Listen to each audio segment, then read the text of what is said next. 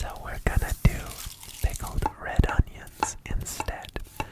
Slicing the onions with the grain, which is always my preferred way of slicing an onion because I feel like it has a much better texture than if you cut it against the grain. We're gonna slice this fairly thin, cleaning the cutting board, and now add some vinegar, to which I've added some salt and sugar. Now, instead of the typical white onions, we are going to be using shallots today. So the first step is peeling the shallots. Peeling the shallots so we can then once again slice them with the grain. Now we are doing this pull through kind of slicing as opposed to chopping it. Which do you prefer? I like both. What about you?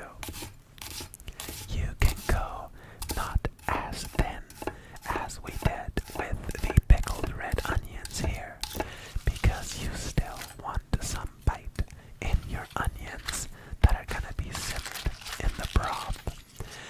Now we are moving on to a topping, the green onions. This is the first time that I've attempted to get these beautifully long, curly green onions, and I didn't really look it up beforehand, so I kind of just went off of memory here. And you just slice them long ways, and then plunge them into some cold, cold ice water until they curl up. Now we move on to the onsen eggs, which we're going to cook at 67 degrees Celsius for about 30 minutes. And luckily, my water cooker is absolutely perfect for this, since you can set the temperature.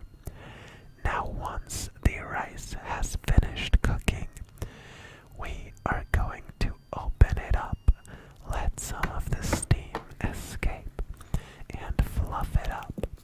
We are going to fluff up the rice, and we can now move on to the final step, which is making our gyudon itself. We add some water, some sake, mirin, soy sauce, some instant dashi powder, as well as some brown sugar onto the shallots.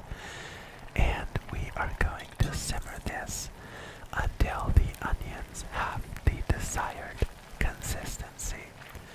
Now I have some beautifully thinly sliced New York strip steak here that we really don't want to overcook.